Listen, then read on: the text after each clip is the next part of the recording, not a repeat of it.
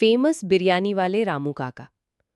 कस्बे के बीचों बीच एक पुरानी ठेली है जिस पर एक बुजुर्ग आदमी खड़ा होता है। उसका नाम है रामू काका।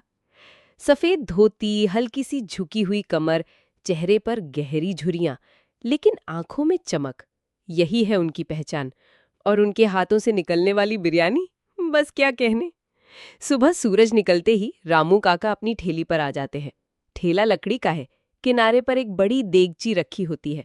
उसमें धीरे धीरे दम पर चढ़ती बिरयानी की खुशबू पूरे बाजार में फैल जाती है।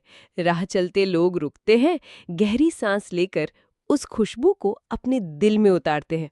कोई कहता, वाह क्या महक है। कोई बच्चा अपनी माँ का हाथ खींचते हुए बोला करता, माँ, रामू काका की बिरयानी कहानी है।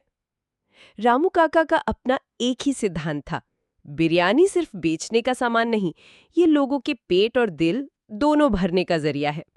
इसलिए वो कभी दाम ज्यादा नहीं लेते। मजदूर हो या अमीर, सबको एक ही जैसी बिरयानी मिलती। उनकी थाली में ना तो भेदभाव था और ना ही कोई कमी। एक दिन दोपहर को एक थका हारा मजदूर उनके पास आया।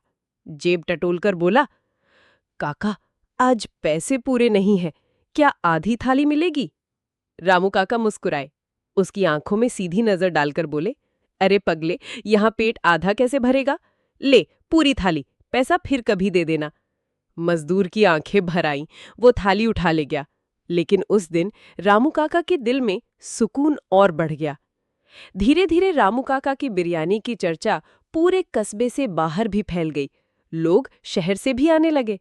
लेकिन रामू काका वही पुराने, वही ठेला, वही प्यार और वही दाम।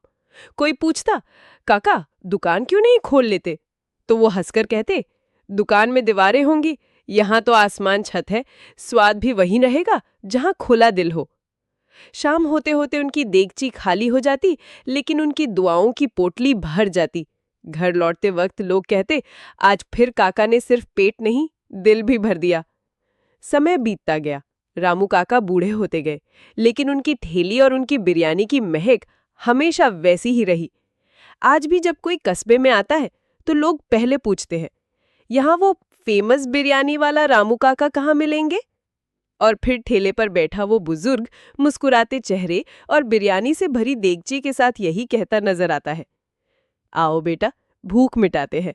बिरयानी का स्वाद सिर्फ जीभ के लिए नहीं, ये तो यादों के लिए है।